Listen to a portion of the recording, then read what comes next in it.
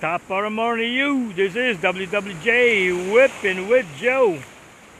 Anyway, talk about my techniques. A lot of people are asking me, how can I do this with a one rod, one reel application? It's a concept that I started in 2012.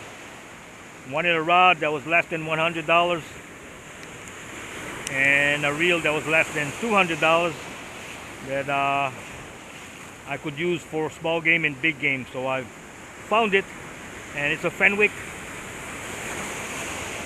HMG HMX that was referred to me by Jeff Kahn, and then we went to the quest of the Milu. But anyway, that's what I teach, is a one rod, one reel concept. And how this is done is I end up with a rod Fenwick. This is a Spheros 6000 out of almost 40 reels. This is the one that I go to most filled, or most filled between the 25-hour mark, 40 mark, 76-hour mark, 112 and 125, but this one here is 355. The only thing went bad since 2014. The only thing went bad was a roller bearing. That's the only thing went bad since 2014. Something to think about. But anyway, all I do is I get 20 pound in here, 100 yards, 125 yards, a 50-pound braid connected to a uni knot, and then we've got a uni knot here to a Power Pro swivel, 130 pound, a surgeon's knot with 80-pound leader. This is a 3-foot leader, and that's all I use with a Rapala loop knot. And I use only basically 4 lures, maybe 5. This is a Rebel wind cheater. We do 10 pops. 10 pops real fast. We set the drag here, we tight down. 180 degrees, 180 degrees. This gives me approximately a 6-pound drag out of the reel. And when the rod is up, 12 o'clock, it goes for about 9. Say 10-pound drag. So we get 10 and 7 approximately. That's the drag system that I use that has been advantageous or very productive for me. And the reason why you don't use side drag is there's a lot of reef, and you want to fight the fish, it's due to failure because of the rocks.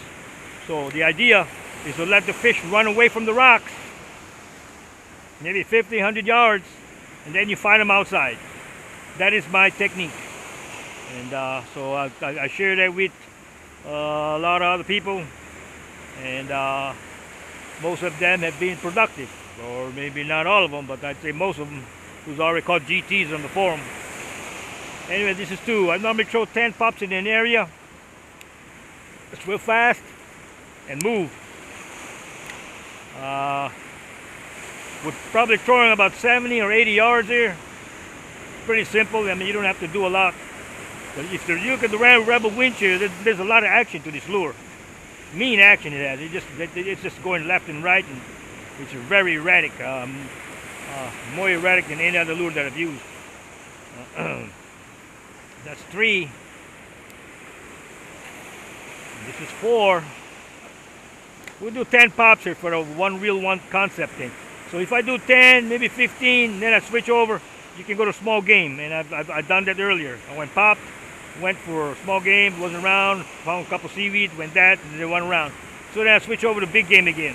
It's something to think about, because like I said, whenever you're doing this type of fishing, you know, especially if you're a tourist, you're gonna have the bigger rods.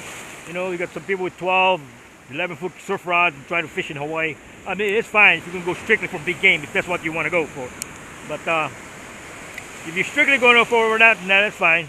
But like I said, my concept is a one rod, one reel application, and being more productive and having more fun. Make things lighter, more affordable, of course.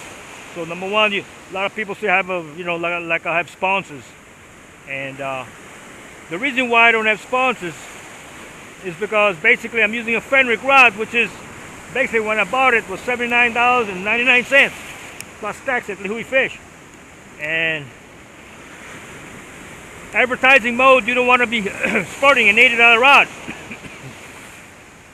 They want me to sport an $800 rod, which of course I don't. I've been catching my GTs with basically with a Fenwick rod.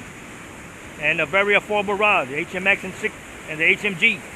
I caught one on the Battalion. That was a little too heavy, and then caught one on the St. Croix.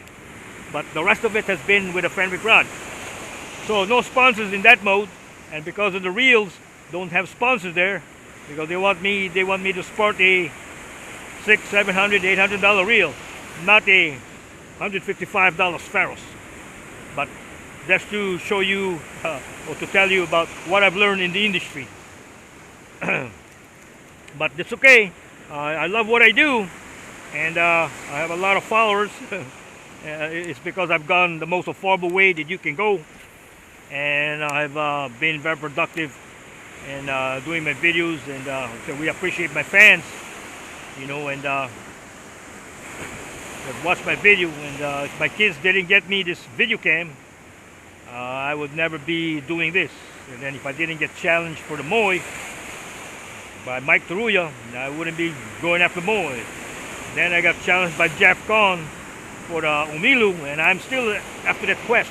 The quest for the Umilu started from Jeff Kahn. Anyway, so he started me on this quest there. I've done the Moy, and that's my most watched videos. And of course the other one are the GTs. And of course the next one is Umilu, I mean not Umilu, but the Ninus and Kalas. But anyway, the one rod concept has been very, very productive for me. So I share that with you, and said I appreciate for the people who watch my YouTube channel. And again, this is WWJ, Whipping with Joe. Aloha from the island of Kauai, Hawaii. So we're about done here. My 10 pop, and this is it. We're off and running. We don't have too much time. Got some different things to do. Again, WWJ, Whipping with Joe. We're using a Pharos 6000 with Elite Tech. The newest one on the block, Tripoli. Pretty close anyway. It's a little pricey. Running at about 150 with the glassing. Put another glass on it, it's another about 12 bucks. So you're looking at about, it's about $175 rod here. But we'll see. We'll see what we can do with this rod here. Anyway, again, this is WWJ, Whipping with Joe. Aloha.